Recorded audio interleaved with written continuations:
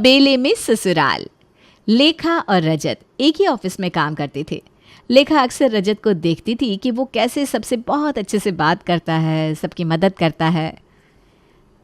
सुनो ललिता, तुम रजत को कब से जानती हो?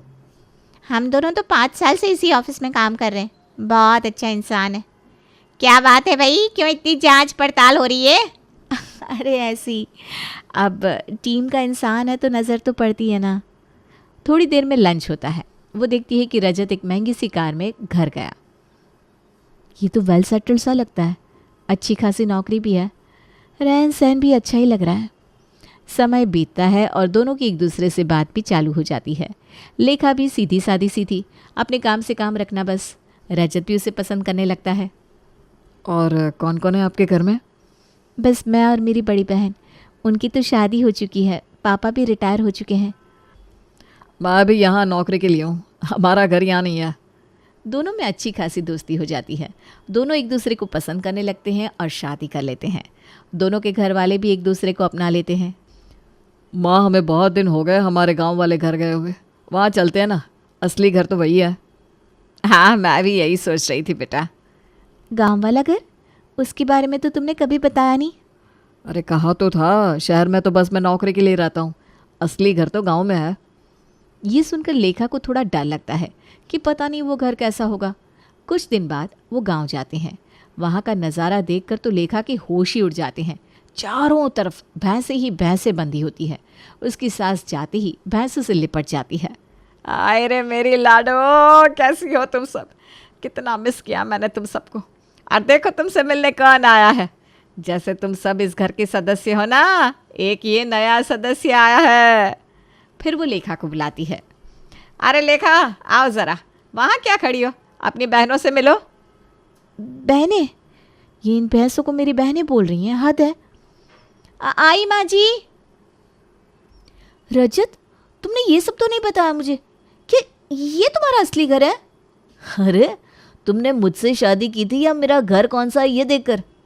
हाँ, फिर भी आजकल के ज़माने में तबेला किसके घर होता है? वो रजत से ये सब बातें कर रही थी, तभी कामिनी आ जाती है। बहू, शहर में थे तब कोई बात नहीं थी, यहाँ तो तुम्हें पर्दा करना पड़ेगा। पर्दा? मतलब कौन सी खिड़की पर लगाना है? हाय राम जी, ऐसा पर्दा भी नहीं पता क्या? रजत, तुमने कुछ बताया नहीं क्या इसे? रजत कुछ नहीं बोलता, वो इधर उधर देखने लगता है। जाओ पहले अच्छी सी भारी साड़ी पहन कर आओ, यह हल्की सी साड़ी पहनकर हमारी नाक कट जाएगी। लेखा बड़बड़ करती हुए कहती है। कहाँ फंस गई मैं? हर तरफ भैंसों की बदबू आ रही है और ये क्या गंदी सी साड़ी निकाल दी है जहाँ हर तरफ ये तारे तारे से चमक रहे हैं। तभी कामिनी आते ही चिल्लाती है। बहू, अभी तक साड़ी नहीं पहनी तुमने? जल्दी करो और बाहर आओ। लेखा जल्दी जल्दी वो साड़ी पहनकर बाहर जाती है, जहाँ वो देखती है कि उसकी सास एक बड़ी सी बाल्टी हाथ में लिए हुए उसका इंतज़ार कर रही है। अरे पर्दा तो कर। पर्दा क्या होता है माँ जी? कामिनी कुछ कहती नहीं, पर जाकर उसकी साड़ी का पल्लू सर से लेकर कमर तक खींच देती है। ये सब नखरे नहीं चलेंगे, यहाँ ये करना पड़ेगा। अब चलो जल्दी से ये बाल्टी पकड़ो और दूध दोना चालू करो। माँ जी, ये सब मुझे नहीं आता। हाँ हाँ पता है, अंग्रेज बहू। वो उसको भैंस के पास ले जाती है। देख लाडो, तेरी छोटी बहन आई है, चल अब इसे परेशान मत करना। हाँ, आराम से दूध दोने देना। अरे चल काम चालू कर। लेखा डरते डरते भैंस के पास जाती है। एक हाथ से पल्लू संभालती है, दूसरे से बाल्टी, और धीरे धीरे भैंस के पास जाती है। हे भगवान, ये कहाँ फंस गई मैं? कहीं ये भैंस लात वात ना मार दे। वो कोशिश करती है, पर तभी उसको एक जोरदार लात पड़ती है। वो धड़ाम से जाकर गिरती है, उसे लग जाती है। रजत, यहाँ से चलो, मैं नहीं रह सकती यहाँ, हर तरफ बदबू आ रही है। चलो? कहाँ चलो? यही मेरा घर है, हम बचपन से यहीं पले हैं। दोनों में बहुत लड़ाई होती है, पर रजत तो वहीं गांव का ही था, उसे कोई दिक्कत नहीं हो रही थी। पर अब कामिनी लेखा को रोज सुबह 4 बजे उठाने लगी। अरे कब तक सोएगी? 4 बज रहे, पानी भरने नहीं जाना क्या? वो बड़ाम बड़ाम करती हुई कमरे में घुस जाती है। अरे उठो भी, कब तक सोओगी? और ये क्या गाउन पहनकर सो रही हो? माँ जी, आप कमरे में? हाँ, तो यहाँ कोई कुंडी थोड़ी ना होती है दरवाजों में। चल चल उठ, नहा ले और भैंसों के लिए चारा और पानी लेने चल। वो ये नल का पानी नहीं पीती, उनके लिए नहर से पानी लाना पड़ता है। भैंसों के लिए पानी लेने जाना पड़ेगा और चारा मैं डालूंगी? अब ज़्यादा सवाल जवाब मत कर, उठ और चारा डाल। लेखा अपने आंसू पोंछते हुए काम में लग जाती है। वो रजत को देखती है जो घोड़े बेच कर सो रहा था। ये कितने मज़े से सो रहा है। मेरी ज़िंदगी झूठ बोलकर बर्बाद कर दी, अपने घर की हर बात मुझसे छुपाई। वो बेमन से अपनी सास के साथ पानी लेने जाती है। माँ जी, और कितना चलना पड़ेगा? मुझे इतना चलने की आदत नहीं है। अरे अभी तो आधा किलोमीटर भी नहीं हुआ, अभी तो 2 किलोमीटर है। हैं? क्या? हम भैंसों के लिए इतनी दूर पानी लेने जा रहे हैं? भैंस मत बोलू ना, बेटियां हैं मेरी। लेखा चुप हो जाती है। 2-3 घंटे के बाद वो पानी लेकर आते हैं। लेखा सीधे कमरे में जाने लगती है। कमरे में कहाँ जा रही हो? हाँ, ये पानी भैंस के आगे रखो, फिर इनको नहलाओ। मैं नहलाऊं? हाँ, तो घर की बहू हो, सब काम तो करने पड़ेंगे। लेखा सर पकड़ लेती है। जब हम शहर में थे तब ये कैसे बड़ी बड़ी कार्स में घूमते थे, महंगे महंगे होटल्स में खाते थे, और असल में कैसा निकला ये। वो भैंसों को नहलाने लगती है। मैं अपने दोस्तों के साथ गांव घूमने जा रहा हूँ, तुम चलोगी? इस गावड़े में है कुछ देखने के लिए? सोच लो, इन भैंसों को नहलाना है या फिर चलना है। वो फटाफट हाथ धोकर जाने लगती है कि कामिनी आ जाती है।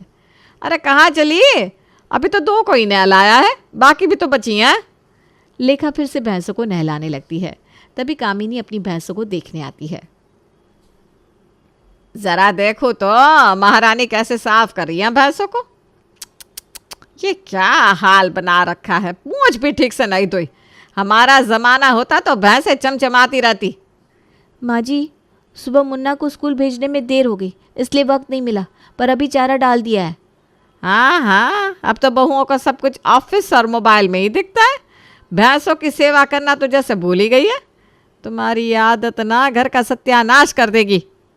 माँ जी, मैं तो सारा काम समय पर करने की कोशिश करती हूँ, लेकिन आपकी उम्मीदें इतनी ज़्यादा है कि भगवान भी आ जाए ना तो पूरी ना कर पाए। देख रहे हो ना आप अपनी बहू की जुबान, यह तो आजकल की लड़कियों का हाल है। अरे भाग्यवान, तुम भी तो अपनी सास से इसी तरह बहस करती थी। मैं तो तब भी चुप था और अब भी चुप हूँ। कामिनी चुप हो जाती है। इतनी ही देर में एक भैंस जोर जोर से रंभाने लगती है। अरे इसे क्या हो गया? मुझे क्या पता, मुझे इनकी भाषा थोड़ी ना समझ में आती है, आप ही देखिए। कामिनी उसके पेट पर हाथ फेरती है। इसका पेट खराब है। हैं? अच्छा, अब ये कि इनको नहलाना छोड़ और इसके लिए दवाई बनाओ। मैं खाना खा लूँ? वहाँ तो हम नाश्ता भी करते थे, यहाँ सुबह से सिर्फ चाय पी है। हाँ हाँ, तो खा लेना, पर पहले इसकी दवाई बना। लेखा बड़बड़ करते हुए चली जाती है। ये क्या तरीका है रजत, तुम अपनी मम्मी को कुछ नहीं बोलोगे? मैं क्या यहाँ सारा दिन भैंसों का ही काम करती रहूँगी? इसीलिए शादी की थी मुझसे? मैं नहीं बोल सकता अपनी मम्मी को। अब ये तुम्हारा ससुराल है, काम तो तुम्हें करना ही पड़ेगा और हर काम करना पड़ेगा। इतनी ही देर में कामिनी की आवाज़ आती है। अरे बना ली क्या दवाई? आ रही हूँ माँ जी। एक तो वो आपकी भाभी का बेटा मुन्ना सारा दिन चाची चाची करके दिमाग खराब कर देता है। मैं ही उसको खाना खिलाऊं, उसे नहलाऊं, ये क्या तरीका है? रजत कुछ नहीं कहता, वो चला जाता है। इतनी ही देर में एक भैंस गोबर कर देती है। अरे इसका पेट खराब था ना, ये तो होना ही था। चलो कोई ना, उठा लो अब। मैं? अरे तुम नहीं उठाओगी तो क्या मैं उठाऊंगी? मेरी सास ने मेरे रहते कभी गोबर नहीं उठाया, और तुम मेरी बहू हो तो तुम्हें ही उठाना पड़ेगा। लेखा अपनी नाक पर कपड़ा बांधकर झाड़ू और पानी से थोड़ी सी सफाई कर देती है। अरे अरे लेखा, ये क्या कर रही हो? गोबर उठाने का ये कौन सा तरीका है? आधा गोबर तो वहीं पड़ा है। माँ जी देखिए, मैंने सफाई कर दी है, अगर थोड़ा बहुत बचा है तो बाद में कर दूंगी। हाँ नहीं, बाद में कुछ नहीं होगा, अब भी साफ कर। हमारे ज़माने में ऐसा काम अधूरा छोड़ने का सवाल ही नहीं था। माँ जी, हर चीज़ आपकी तरह करना संभव नहीं है, मैंने जितना हो सका कर दिया, अब आप खुद चाहे तो देख लीजिए। क्या मतलब है तुम्हारा? अब मुझे काम करना पड़ेगा? अरे बहू हो, बहू की तरह रहो। ये जवाब देने की आदत ना बंद कर दो। अगर आप हर छोटी बड़ी बात पर टोका टाकी करेंगी ना तो कभी कभी जवाब देना पड़ता है। सास बहू की बहस सुनकर रामलाल और मुन्ना वहां आ जाते हैं। अब आप इसे समझाओ, यह बहू हमारे तौर तरीकों के खिलाफ जाती है। भैंसों को ठीक से देखना तो दूर मुझसे बहस करती है। माँ जी मैंने भैंस का पूरा ध्यान रखा है, लेकिन अगर आप हर काम में कमियां निकालेंगी तो फिर कुछ भी सही नहीं लगेगा। क्या हुआ कामिनी जी? दूर से आपकी आवाज़ें सुनाई दे रही थी, सब ठीक तो है ना? इस बहू ने भैंस का क्या हाल बना रखा है और उल्टा मुझे जवाब दे रही है। अरे कामिनी जी, बहू काम तो कर रही है, अब अगर थोड़ी गड़बड़ी हो भी जाए तो कौन सा पहाड़ टूट जाएगा। आप लोग ना छोटे छोटे मुद्दों पर हंगामा मचा देते हो। अब बस भी करो भगवान, तुम दोनों हर समय लड़ती रहती हो। भैंस को भूसा चाहिए, ना कि तुम्हारी बहस सुनने की सज़ा। दादी और चाची की ये लड़ाई टीवी सीरियल से ज़्यादा मज़ेदार है। चुप कर, ज़्यादा नटखट बनने की ज़रूरत नहीं है। मुन्ना तुम ही हमारे जज बन जाओ, बताओ किसकी गलती है? दोनों की, लेकिन अगर आप दोनों मिलकर काम करें तो लड़ाई की नौबत ही नहीं आएगी। अगले दिन फिर सास और बहू दूध निकालने की तैयारी कर रही थी। अरे ज़रा तेज़ चल, कब से कह रही हूँ बाल्टी और मग उठा ले, लेकिन तू वही धीमी चाल में आ रही है। माँ जी मैं आ रही हूँ ना, सुबह से लगातार काम कर रही हूँ, थोड़ा तो धैर्य रखिए। अरे अगर तुझसे ये छोटा सा काम भी ठीक से नहीं होता तो बड़ी बड़ी बातें करना तो बंद कर। माँ जी अगर आपकी निगरानी ना होती तो मैं शायद सारा काम और बेहतर कर पाती। कामिनी और लेखा के बीच तकरार जारी रहती है। इसी बीच भैंस अचानक से जोर से रंभाने लगती है और दूध निकालने की बाल्टी पलट जाती है। अरे बाप रे, ये क्या किया तूने? सारी मेहनत बर्बाद कर दी। अब इस दूध का क्या होगा? माँ जी ये मेरी गलती नहीं है, आप ही भैंस के पास खड़े खड़े चिल्ला रही थी, इसी वजह से वो घबरा गई। ओहो, अब मेरी गलती हो गई। तेरी लापरवाही की वजह से सब बर्बाद हुआ और दोष मुझ पर डाल रही है।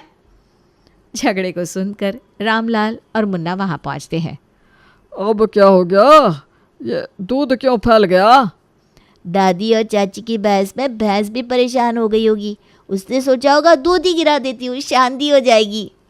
तू तो चुप ही कर, हर समय मजाक नहीं करते। माँ जी अब दूध तो गिर गया, जो हुआ सो हुआ, मैं इसे साफ कर देती हूँ। ठीक है साफ कर दे, लेकिन अगली बार थोड़ा ध्यान रखना। लेखा चुपचाप सफाई करने लगती है।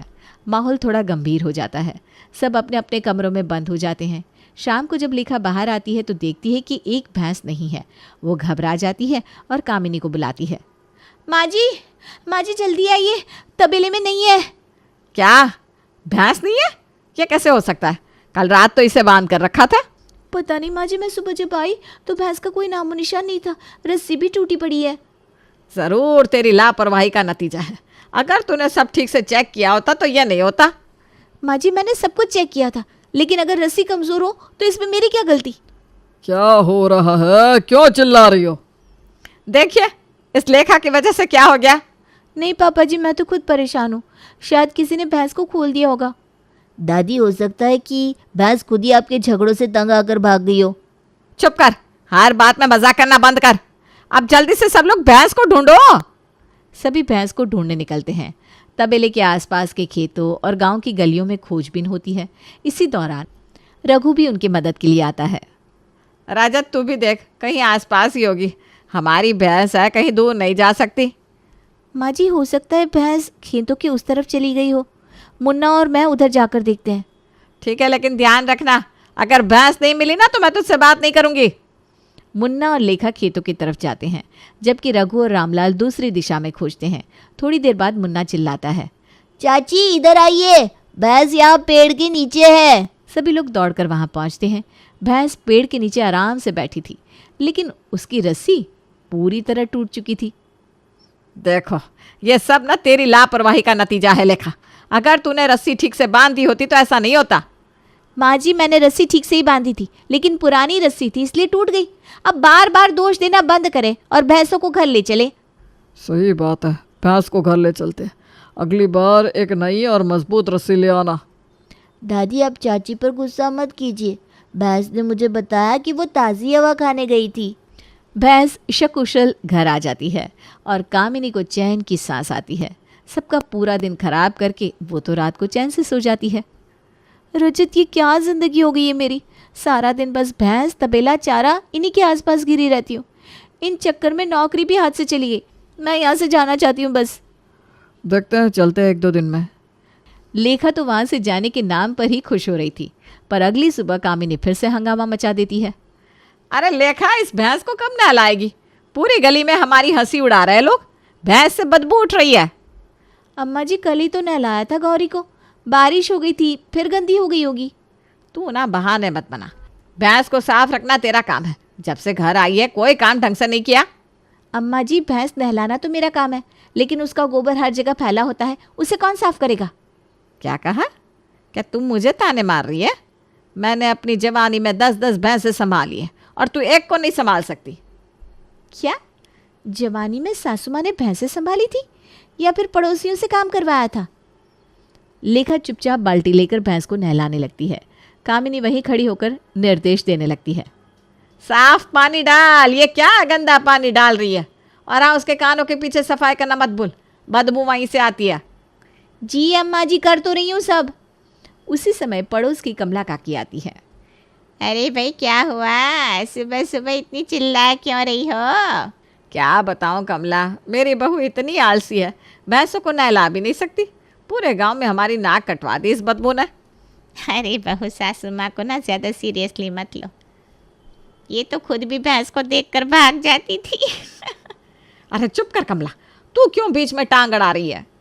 लेखा मन ही मन सोचती है कि ये भैंस तो बहाना है, सासू माँ को बस कुछ न कुछ बोलने का मौका चाहिए।